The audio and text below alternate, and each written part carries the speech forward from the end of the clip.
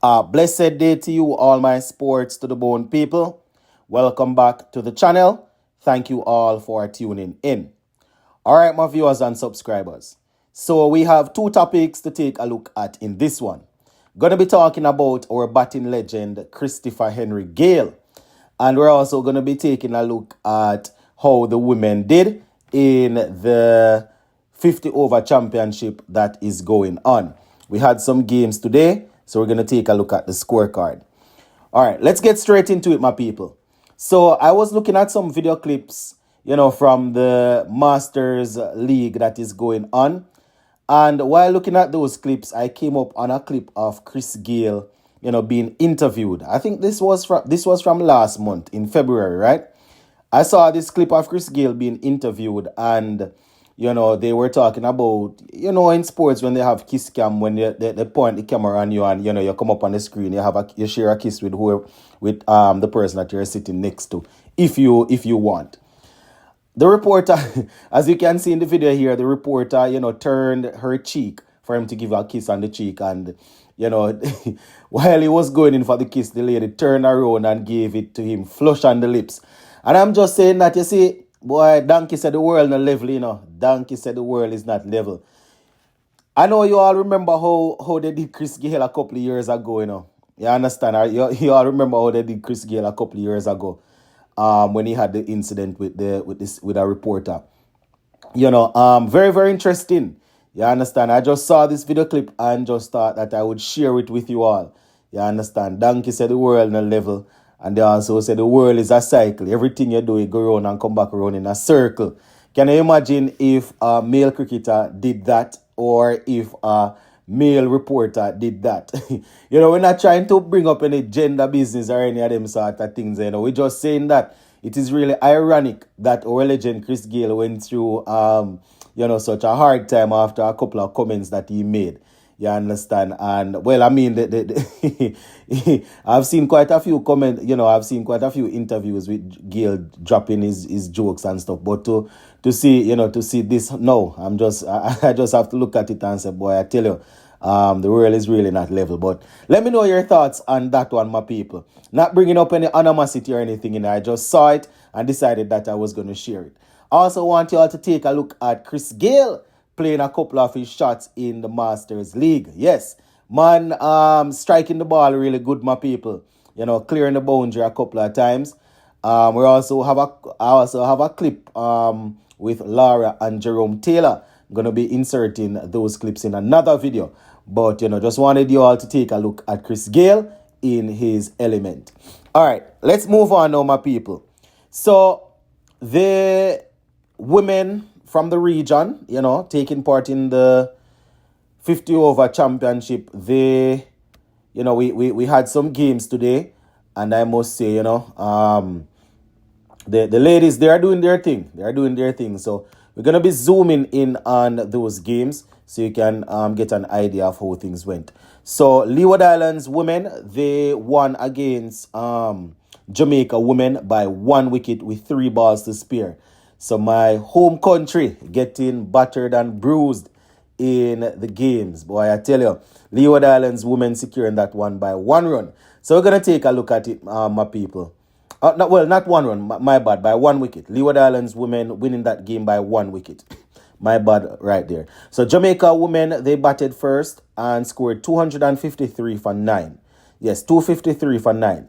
You understand? At least they got over the 250 mark. Rashada Williams, the captain, she scored at 86 off 114. She had 8 fours in that knock. She was supported by Jodie Ann Morgan, who scored 35 from 67 with 3 fours. We saw Abigail Bryce getting 72 from 72 with 9 fours. Stephanie Taylor didn't play in this one, my people. Well, I'm gonna have to check the bowling. She didn't bat in this one. I hope it's not the injury again. I tell her she's been going through a rough time when it comes on to injury. So those were the main contributors with the bat for the Jamaica women. Bowling for Leeward Islands women, Kimberly Anthony, she was the pick of the bowlers, getting 5 for 34 from 6 overs. Yes, 5 for 34. We also saw Claxton getting 2 for 49 from 8, And Edwards, that's Amanda Edwards, getting 2 for 42 from her 10 overs. Now, when it was time for Leeward Islands to bat, they gave it. They did pretty well. I mean, they won by 1 wicket, so it was a close game. 1 wicket, you know. All right, so batting for Leeward Islands, Amanda Edwards, the captain, she scored 88 off 101 with 7 fours and 1 6. So doing the bulk of the work there. She was supported by Claxton, who got 34 from 52 with 5 fours to her name. Kimberly Anthony getting 37 from 32, 3 fours and 2 sixes. So here we can see the ladies that did well with the bat, with the ball, doing well with the bat for our Leeward Islands. Bowling for the Jamaica women, Chidi Nation, she got 2 for 36 from 7.3.